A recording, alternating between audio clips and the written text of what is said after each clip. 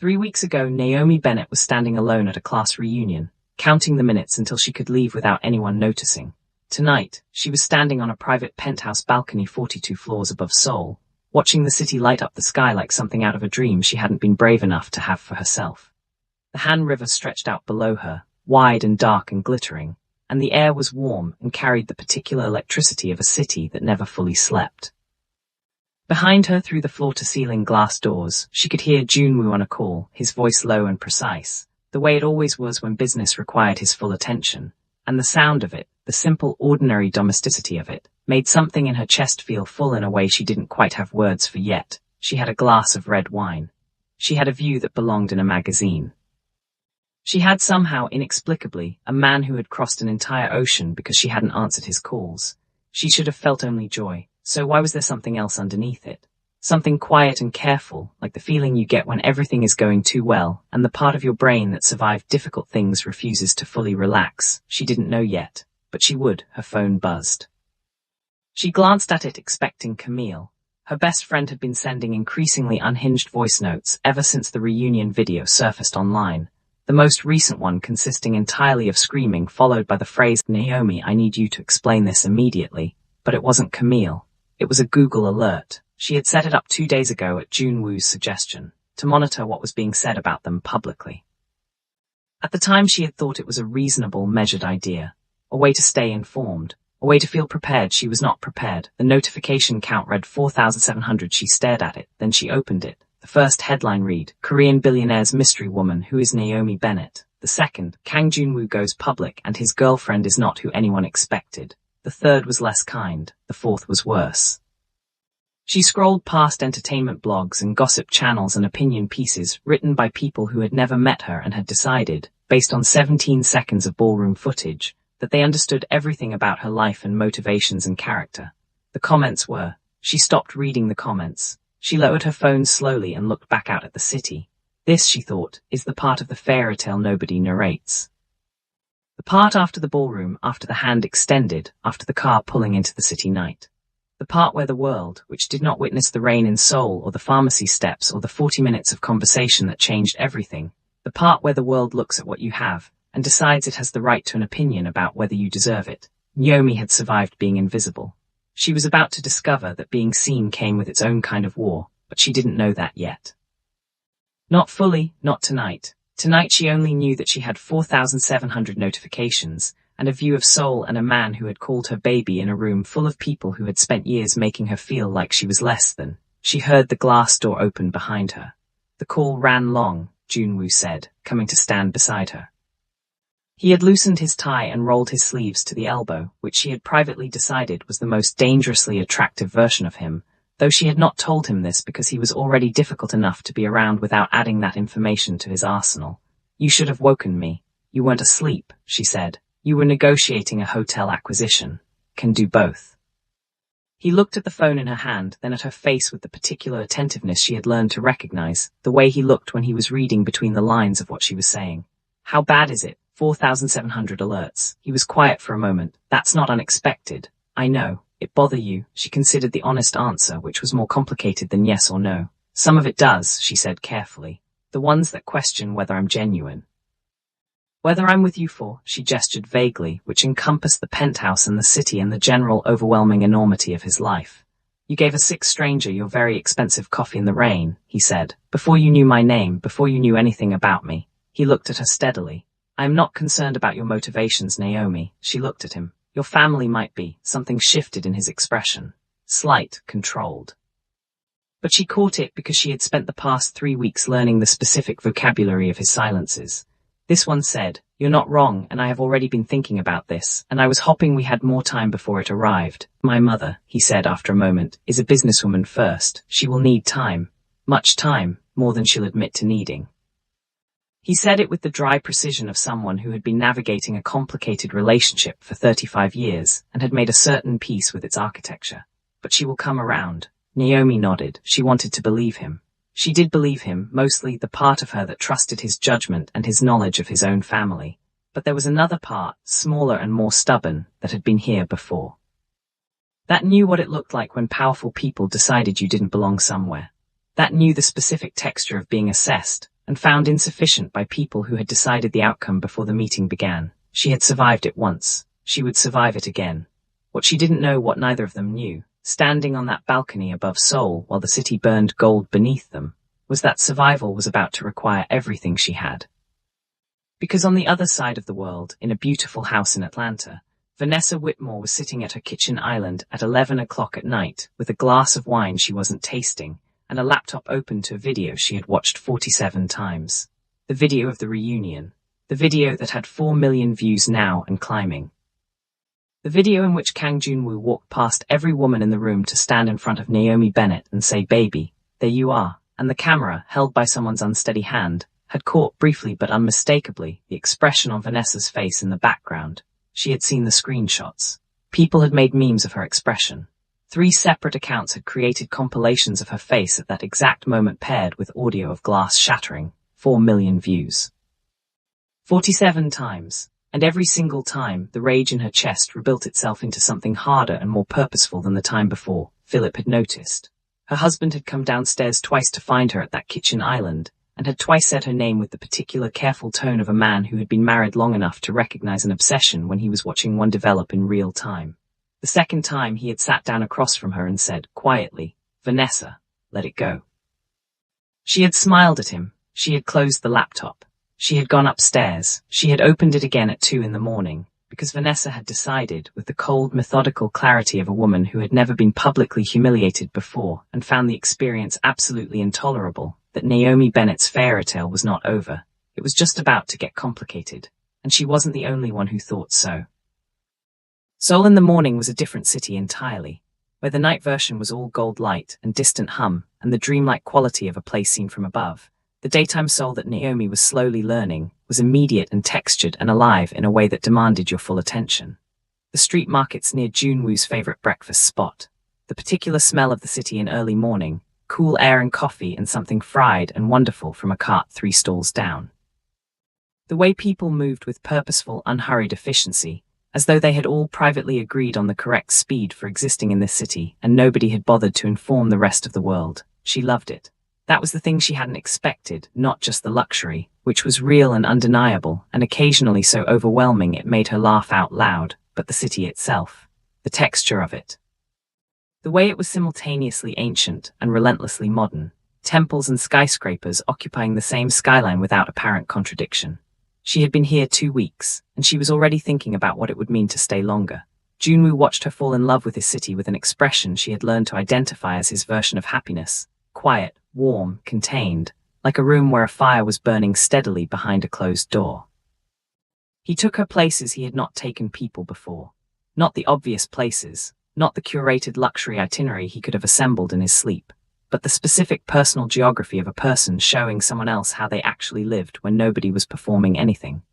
The small restaurant near his old university, where the owner had known him since he was 22, and still called him by his first name without the honorifics that everyone else layered onto him like armor. The bookshop in Insadong where he bought architecture journals he claimed were for business, and she strongly suspected were for pleasure. The park near the Han River where he ran in the early morning and had, twice now, found her already there before him, which had produced both times an expression of genuine surprise that she collected quietly because it was rare and therefore precious. "You actually ran," he said the second time, slightly breathless, stopping beside her on the path. "You sound shocked." "I'm shocked." "It's 5:45 in the morning. Architects have discipline," she informed him. He looked at her for a moment with that almost smile she had by now fully catalogued. "Yes," he said simply. "They do." It was the kind of exchange that meant nothing and everything simultaneously, the kind of small, private moment that accumulates between 2 people who are learning each other and finding, with increasing frequency, that what they're finding is good, better than expected. Better, maybe, than either of them had fully allowed themselves to anticipate. These were the days Naomi would return to later, when everything became difficult. She would close her eyes and go back to the park at 5:45 in the morning and the bookshop in Insadong and the restaurant owner, who called him Junwoo, and the way the city looked from 42 floors up at night. And she would hold on to those details like coordinates, proof that the good part had been real, that it had existed, that it had not been a story she told herself. But that was later. Right now her phone was ringing and it was Camille. She answered before the second ring because Camille had an instinct for calling at exactly the moment when Naomi most needed to hear a familiar voice. a talent that operated apparently without any conscious effort on Camille's part, and that Naomi had come to rely on more than she ever acknowledged out loud. Okay, Camille said, skipping hello entirely. I need you to open Instagram right now. Morning to you too. Naomi, Instagram. Now, she put her on speaker and opened the app. Her following had gone from 412 people, mostly colleagues and a few college contacts she had never unfollowed out of inertia, to just under 200,000 in 18 days. She still hadn't fully processed that number. It sat in her mind like an object she kept walking around rather than picking up. See it, Naomi said. Scroll to the explore page. Look at what's trending. She scrolled. The reunion clip had been viewed by now, somewhere in the neighborhood of 9 million times across platforms. It had generated opinion videos, reaction content, think pieces, a surprisingly moving essay in an online magazine about Black women and public validation that had made Naomi cry in a bathroom for the second time in 3 weeks, though under substantially different circumstances. It had generated fan accounts, actual fan accounts, dedicated to her and Junwoo as a couple, posting edits of their public appearances together with music underneath. It had also generated something else. She found it on the third scroll. A gossip blog with a significant following had published a piece that morning. The headline read, Gold Digger or Genuine. Beneath it, a series of photographs. Naomi recognized them immediately. They were from years ago, taken at a rooftop event she had attended while working 3 jobs to support herself through her early career. She was laughing in one of them, dressed well because she had always dressed well even when she couldn't entirely afford to, because presentation was one of the few things fully within her control. Standing next to a man she had met exactly once and never spoken to again. The caption beneath the photo had been written with the specific careful dishonesty of people who understand that implication is harder to sue over than accusation. Sources close to the billionaire's inner circle question whether the relationship is everything it appears. Sources close to the billionaire's inner circle. Naomi lowered the phone slowly. She said, Who posted this? The blog account is anonymous, Camille said, and her voice had lost the urgency and replaced it with the careful steadiness of someone delivering information they wish they didn't have. But someone fed them those photos. Those aren't public, Naomi. Someone went looking. Someone went looking. She thought about Vanessa at the reunion. The way she had watched Junwoo cross the room. The expression on her face that the internet had turned into a meme. Vanessa, who had Philip and the beautiful house and the social circle and the full and sufficient life, and who had apparently decided that none of it was enough if Naomi Bennett was somewhere in the world being happy. Why? That question again, the one that had followed her since college. Why this much effort? Why this much investment in her diminishment? What had she ever done except survive? She didn't have the answer yet. But across the world, in a sleek high-rise office in the Gangnam district of Seoul, a woman who was significantly more dangerous than Vanessa Whitmore was reading the same blog post with a different kind of interest. Seo Yurin had heard about Naomi Bennett the same way she heard about most things that threatened her interests. Through a network of contacts, so carefully maintained it functioned less like a social circle and more like an intelligence operation. She was 32 years old, impeccably educated, the daughter of one of Korea's most influential media families, and she had spent the better part of 3 years positioning herself as the inevitable future Mrs. Kang. Not through sentiment, through strategy, through the patient, methodical accumulation of proximity and alliance and shared business interest that she had always understood was a more reliable foundation than something as unstable as feeling. She had understood Junwoo. Or she had believed she understood him. His coldness, his precision, his allergy to anything that smelled like performance or manipulation. She had calibrated herself accordingly. She had been, she thought, exactly what he needed. And then an unknown Black American architect had given him coffee in the rain. Yurin set her phone down on her glass desk with the controlled precision of someone who did not throw things even when they wanted to. She looked out her office window at the Gangnam skyline and she thought, with the clear-eyed focus that had served her well in every competitive situation she had ever entered, about what she actually had at her disposal. She had media connections that could make or break a public figure's reputation in 72 hours. She had corporate relationships that intersected with the Kang family business in ways that gave her leverage Naomi couldn't even begin to map. She had, as of this morning, a very interesting message from an American woman named Vanessa Whitmore who had found her through a mutual contact and had written, in the careful diplomatic language of someone who wanted to propose something they couldn't quite bring themselves to say directly, I think we might have something in common. Would you be open to a conversation? Yurin read the message a second time. Then she typed back 2 words, call me. Call between Vanessa and Yirin lasted 47 minutes. Naomi would never know the details of that conversation. She would never know that two women on opposite sides of the world, who had never met and had nothing in common except the specific shared experience of watching Kang Junwoo choose someone else, had found each other with the efficient precision of people whose pain had curdled into purpose. She would never know about the careful exchange of information, the photographs Vanessa had sourced from people in Naomi's past, the media contacts Yirin controlled, the strategy they assembled together over 47 minutes like two architects designing something intended specifically to collapse. What Naomi knew was that on a Tuesday morning in Seoul, 3 weeks into the most unexpectedly wonderful chapter of her life, she opened her phone and the world had apparently decided to have a very loud opinion about who she was. The headlines had multiplied overnight. Kang Junwoo's American girlfriend, the truth behind the fairy tale, a lifestyle blog with 2 million followers, is Seoul's most eligible billionaire being played. An entertainment channel with a verified tick and a comments section that Naomi made the firm decision never to read again after the first 30 seconds. Sources reveal Naomi Bennett's calculated rise. This one had a byline, a real journalist's name attached to it, which made it somehow worse. The veneer of legitimacy stretched thin over a collection of implications and anonymous quotes that added up to a portrait of a woman Naomi did not recognize as herself. She sat at the kitchen island in Junwoo's penthouse with her coffee going cold in front of her and read all of it, every word. She had learned long ago that looking away from difficult things did not make them smaller.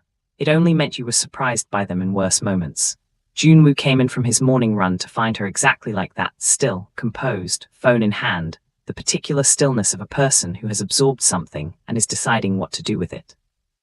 He read her face before he read the articles. He always did. Talk to me, he said, sitting across from her without preamble, still in his running clothes, giving her his full attention the way he always did, completely, without the distracted half-presence that most people offered when they had other things competing for their focus.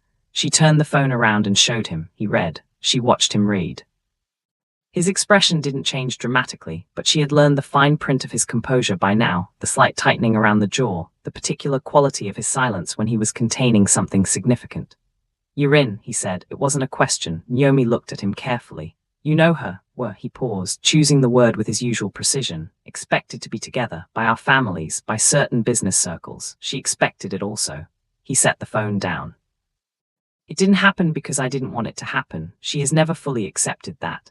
The American angle, Naomi asked. The photos from years ago, someone in Atlanta sourced those. His jaw tightened fractionally. Vanessa, that's my guess. They looked at each other across the kitchen island with the shared understanding of two people who have just confirmed that what they're facing is not random hostility, but organized, deliberate, well-resourced hostility. Which was worse in some ways and clarifying in others. Random cruelty was exhausting because it had no logic. This had logic, this had architecture, which meant it could be understood, and things that could be understood could eventually be dismantled. Handle it, Junwoo said. Not asking you to handle it, Naomi said evenly. I'm asking you to be honest with me. Is there anything in my past, anything they might find that you should know about before they publish it? He looked at her steadily. Is there 3 jobs? A period of about 8 months when I was 24 where I was behind on rent and maxed out a credit card keeping my mother's electricity on after she got sick. She held his gaze. Nothing shameful, but nothing glamorous either. I survived, and survival leaves marks that people who never had to survive anything like to use as ammunition. Something moved across his face. Not pity, she would have stood up and left if it were pity. It was something else. Recognition, maybe. The expression of someone who understood from their own experience of a different kind, what it cost to hold yourself together when the circumstances of your life were doing their level best to pull you apart. They will try to make your survival look like calculation, he said quietly. I know, they will be wrong, I know that too. She picked up her coffee, found it cold, set it back down. Knowing something and experiencing the world screaming the opposite at you are two different things, Junwoo. He was quiet for a moment. Then, does it make you want to leave? The question was direct, which she appreciated. No cushioning, no performance of certainty designed to preempt her answer. Just the honest question, asked by a man who understood that she was a person with agency and choices, and that one of those choices was walking away, and who was asking sincerely rather than rhetorically. She thought about it, actually thought about it, sitting with the question rather than deflecting it. No, she said finally. It makes me tired, it makes me angry. It makes me wish for about 10 minutes every morning that I was the kind of person who could be ordinary and unnoticed and left alone. She looked at him. But it doesn't make me want to leave. Something in him settled, visibly slightly, like a building that had been braced for impact and was now recalibrating. What neither of them knew was that the articles were only the opening move, because 3 days later, on a bright Thursday afternoon when Naomi was reviewing design sketches at the penthouse dining table and Junwoo was in back-to-back meetings, the elevator opened and a woman walked in who had not been announced by security, which meant security had been told by someone with the authority to instruct them to let her pass. Naomi looked up. The woman was in her early 60s.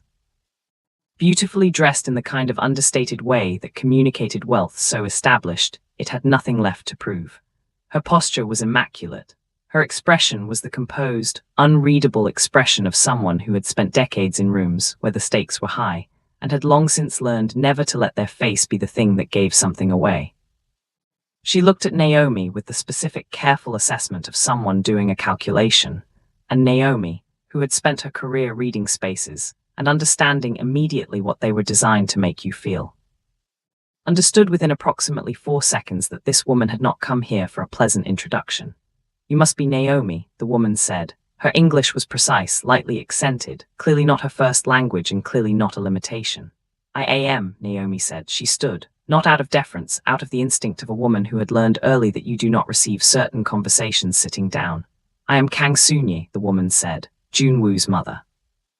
Room felt very quiet suddenly. "He didn't tell me you were coming," Naomi said. "He doesn't know." She looked around the penthouse briefly, not admiringly, just a survey, the way you look at a space you own and are checking the condition of, then back at Naomi. "I want to meet you without him present. I find that conversations are more honest that way." Naomi held her gaze. "I agree," she said. "Please sit down." If Soon-yi was surprised by the steadiness of that response, she didn't show it. She sat. Naomi sat across from her. The design sketches were still spread between them on the table like a reminder. "I was working. I have work. I have a life that existed before this room and will exist after it." Soon-yi looked at them briefly. "Architecture," she said. "Yes, Junwoo mentioned it." A pause. "He mentions you a great deal. I hope that's been a positive experience for you," Naomi said carefully. "It has been a surprising one." Soon-yi looked at her directly, and for just a moment the mask of perfect composure shifted fractionally. And what Naomi saw underneath, it was not cruelty exactly, but something harder and more complicated. The expression of a woman who loved her son with the fierce, territorial love of someone who had protected him through things Naomi didn't yet know about, and who had decided from that place of fierce protection that Naomi was a threat. "I'm going to be direct with you," Soon-yi said. "Please," Naomi said. "I prefer it." Soon-yi reached into the structured bag beside her and placed something on the table between the design sketches. A check. Naomi looked at it. She didn't pick it up. She looked at the number, which had enough zeros to represent several years of her firm's revenue, and then she looked back up at Soon-yi with an expression that she kept entirely neutral through a significant act of will. "I would like you to understand," Soon-yi said, "that I bear you no personal hostility. You seem like an intelligent woman, a capable one." She gestured toward the sketches almost imperceptibly. "This is not about who you are as a person. It is about what is practical, what is suitable, what is best for my son's future in ways that extend far beyond what either of you can currently see." Naomi said nothing. She was listening. Fully, carefully, the way you listen when someone is telling you exactly who they are. "Take this," Soon-yi said. "Return to America, build your firm, live your life well." A pause. "Leave my son." Room was silent. Outside, Seoul continued its relentless aliveness 42 floors below, indifferent to the specific gravity of what was happening in this room. Somewhere in the building, Junwoo was in a meeting, not knowing his mother was here, not knowing that the woman he had crossed an ocean to find was sitting across from his mother with a check on the table between them and the complete architecture of her future hanging in the air waiting for her answer. Naomi looked at the check for a long moment, then she reached out, and slowly, deliberately, with the steady hands of a woman who had made her decision before her fingers moved, she slid it back across the table. The check sat between them on the table like a question that had already been answered. Soon-yi looked at it, then at Naomi. Her expression hadn't changed. That immaculate, decades-practiced composure held firm, but something behind her eyes shifted. The subtle recalibration of a woman who had walked into this room with a strategy and was now, for perhaps the first time in a long time, uncertain about the next move. "Refusing," she said, not a question, a confirmation.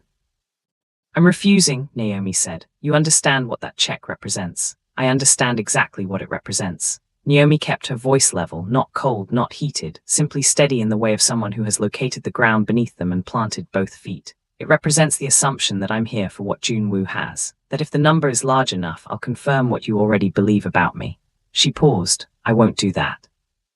Not because I'm performing something for your benefit, but because it isn't true. Soon you was quiet. I met your son, Naomi continued, on a rainy night in Seoul when he was sitting alone outside a pharmacy looking like the world had just finished explaining something terrible to him.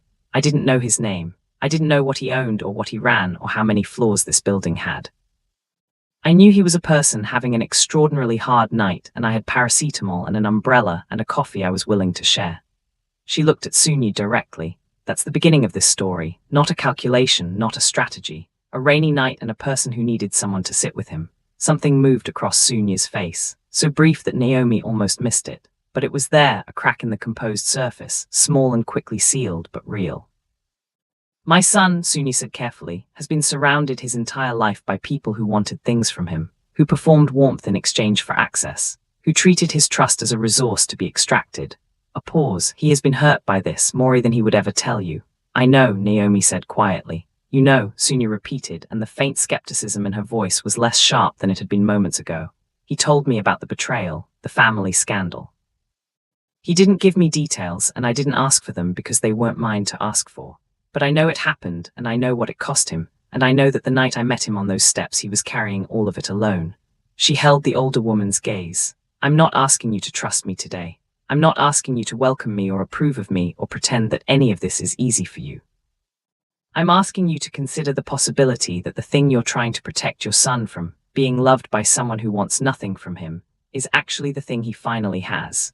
The room was very still. Sunyi looked at her for a long moment. The check remained untouched between them. Outside Seoul hummed its 42 floor below indifference, and the afternoon light moved across the table, and Naomi waited with the patience of a woman who had said everything she intended to say, and understood that the next move belonged to someone else. Sunyi stood. She picked up her bag. She looked at Naomi one final time with an expression that was no longer entirely the one she had arrived with, still guarded, still complicated, but fractured now in a way that suggested something had entered it that hadn't been there before. She left without the check. Naomi sat alone at the table for a long time after the elevator closed. Then she called Camille. She offered me money to leave, she said when Camille answered. The sound that came through the phone was not entirely a word. It was the specific vocalization of a best friend receiving information that has temporarily exceeded the processing capacity of language. I gave it back, Naomi added. Naomi. Camille's voice, when it returned to full function, was thick with something. I need you to know that I would have taken that check and bought a house and felt no shame whatsoever. Despite everything, Naomi laughed. It was short and genuine, and it released something that had been sitting in her chest since the elevator opened. I know you would have. You didn't because you're you, and honestly I've never been more proud of you in my entire life. A pause. Does Junwoo know? Not yet. Don't carry this alone. She did tell him. That evening when the meetings were finished and the city had transitioned from its daytime version to its nighttime one and they were sitting on the balcony with the Han River below them, she told him everything.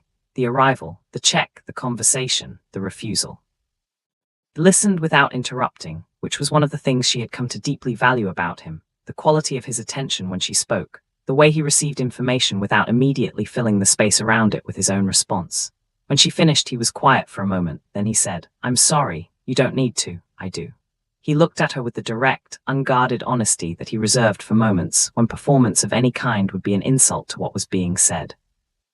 She had no right to do that, and I am sorry that you were alone in that room when she did. Naomi looked at him. Your mother loves you, she said. She's wrong about me, but she loves you from a real place. He looked slightly stunned by that, as though he had braced for a different response, and the one he received had arrived from a direction he hadn't anticipated.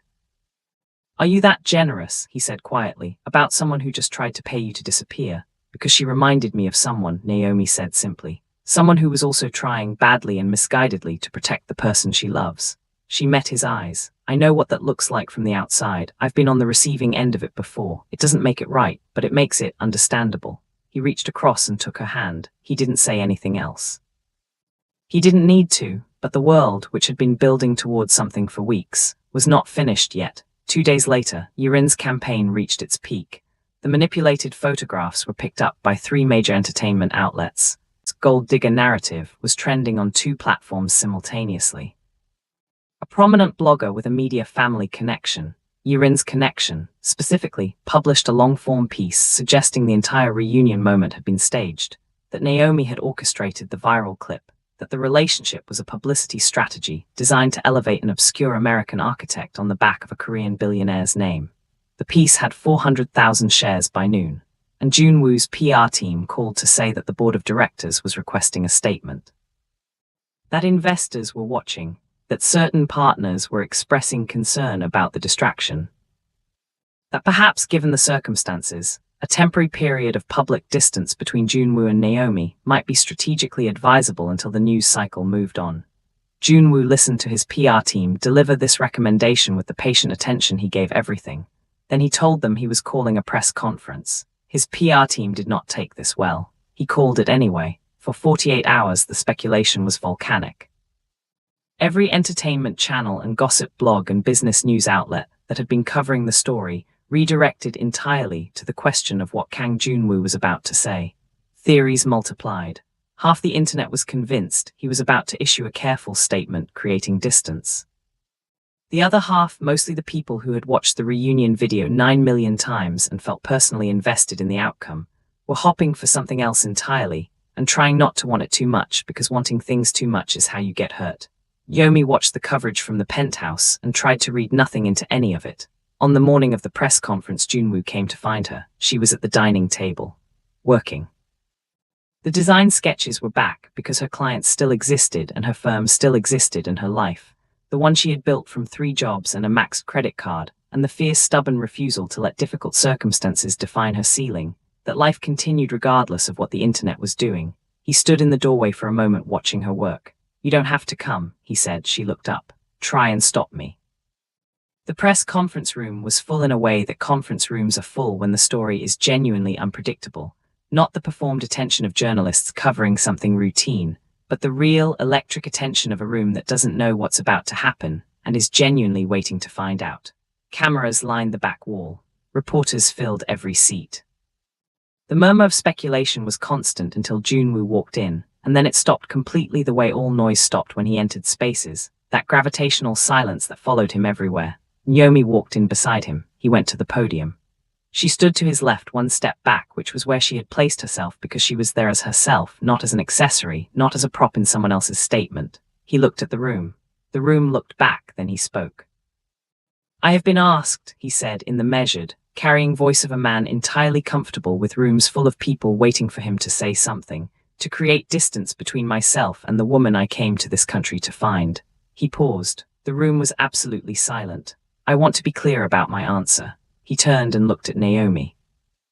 She looked back at him and she was not performing composure. She was simply present, standing in a room full of cameras and history and everything they had survived together in the past several weeks, and she was exactly herself, which was the only thing she had ever been and the exact thing that had started all of this. "Woman beside me is not a scandal," he said, facing the cameras again. "She is not a strategy. She is not a story someone else gets to write." A pause. "She is the woman I love," room erupted. And then in the specific stunned silence that followed the eruption as everyone processed what came next, he stepped away from the podium. He turned to face her fully. He reached into the inside pocket of his jacket and he took out a ring that caught the press conference lighting and threw it in every direction simultaneously. He looked at her, she looked at him. In the background, cameras were flashing. Someone was already live. The internet was already exploding with the speed of something that had been waiting to happen and had finally, irrevocably happened. Somewhere in Atlanta, Vanessa Whitmore would open her phone in approximately 4 minutes and see it, and the marriage that was already fracturing under the weight of her obsession would receive the final information it needed to understand that it was over. Yirin would see it from her Gangnam office and sit very still for a long time before beginning to understand the full cost of the campaign she had run. And Sunye, watching from somewhere private, would see her son's face, genuinely unguarded, genuinely present, genuinely happy in a way she had not seen in years, and would sit with that image long enough for something in her carefully constructed certainty to begin slowly to shift. But none of that had happened yet. Right now there was only this room, and this man on one knee, and this question hanging in the air between them. "Naomi Bennett," Junwoo said, quietly enough that it was almost private, almost just for her. almost as intimate as a rainy night outside a pharmacy in Seoul. Will you marry me? She thought about the girl who had stood alone at a reunion 3 weeks ago, counting the minutes until she could disappear. She thought about the 18-year-old who had arrived at college on a scholarship and spent 4 years being quietly, persistently, invisibly told she was less than. She thought about 3 jobs and a max credit card and her mother's electricity bill, and every room she had ever stood in where someone had assessed her and found her insufficient. She thought about a rainy night and a stranger on pharmacy steps and the 40 minutes that had changed the direction of everything. She thought about what it meant to be fully seen, not despite everything, because of it. Yes, she said. The room erupted a second time, louder, and this time it didn't stop. Outside, Seoul was doing what Seoul always did, living loudly, moving constantly, burning gold in every direction. The city that had witnessed the beginning of this story, the rainy night and the pharmacy steps and the coffee given freely to a stranger, was now witnessing something else entirely. Not an ending, a beginning. The woman they had mocked for being single. The woman they had tried to pay away, smear away, scare away. The woman who had slid a check back across a table and stood in a press conference room and refused, at every turn, to be anything other than completely and unapologetically herself. She was going to be a Kang. And the world, whether it was ready or not, was just going to have to find a way to be fine with that. If this story moved you the way it moved us writing it, hit subscribe so you never miss what comes next. Drop a comment below telling us whose reaction you wanted to see most.